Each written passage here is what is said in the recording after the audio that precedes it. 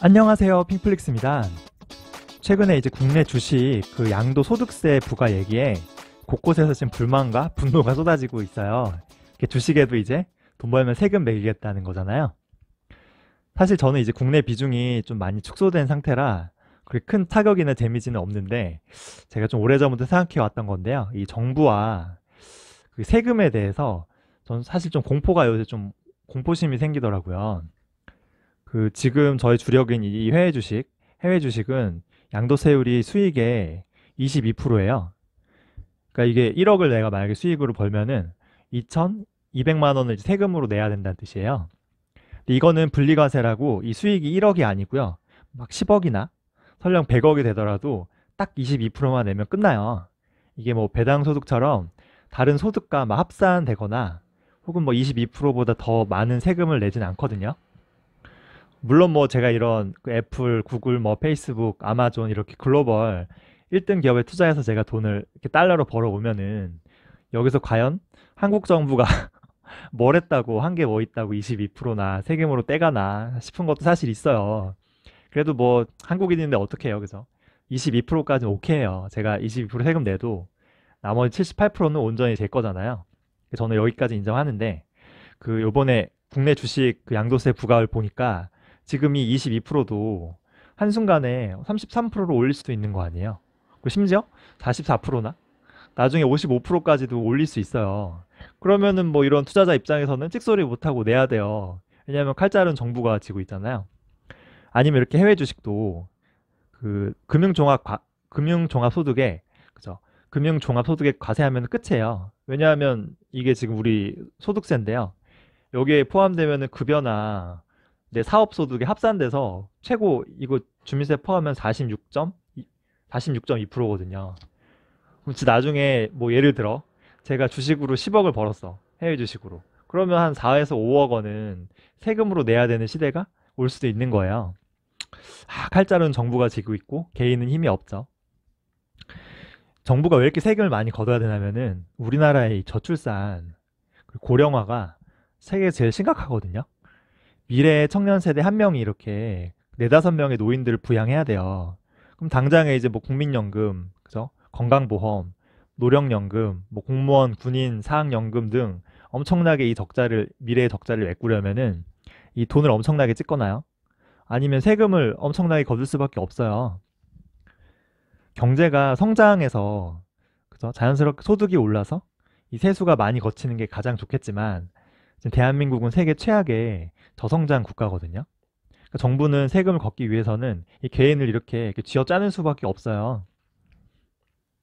솔직히 제가 세금을 걷어야 되는 상황인 거는 좀 인정해요. 저도 그 소득이 있는 곳은 세금을 내야죠. 근데 좀 형평성에서 좀 문제가 있는 것 같아요.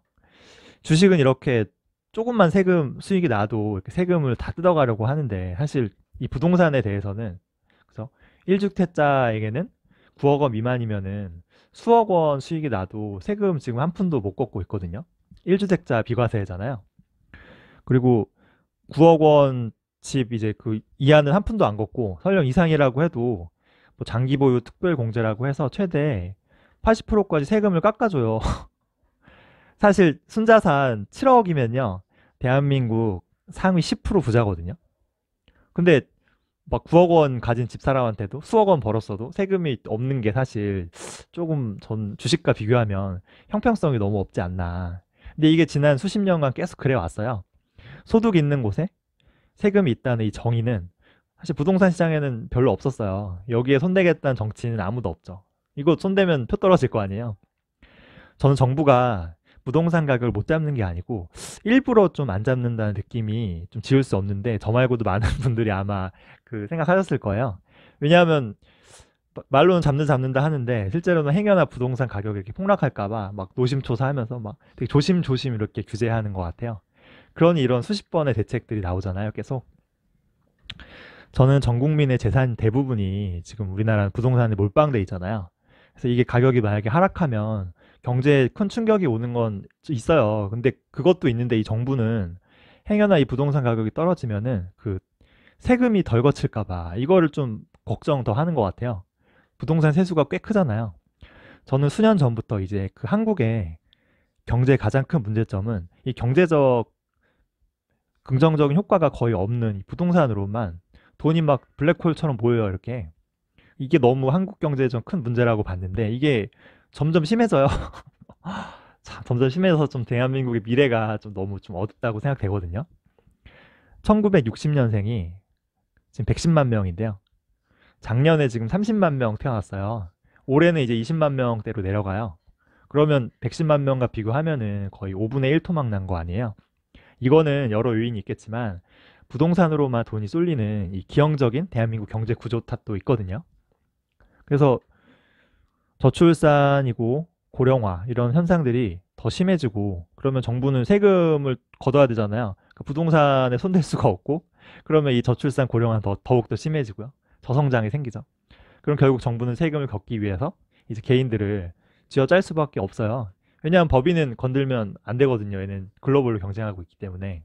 그럼 결국 개인을 쥐어짜면 또 저출산 고령화, 저성장은 반복되고 이게 완전히 악순환이에요. 저는 장기적으로 정부는 이 주식과 뭐 부동산에 상관없이요. 저는 모든 소득과 자산에 이 세금을 거두려고 할 거예요. 더 많이 증세를 하겠죠. 이 표가 많은 이 노인 세대를 먹여 살리려면은 어쩔 수 없어요.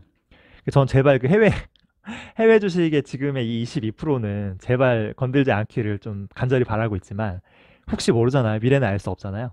좀 안전망의 확충이 좀 필요한 것 같아요. 다행히 정부에서 이 연금저축이라는 약간 일종의 세금 구멍을 하나 만들어준 게 있어요.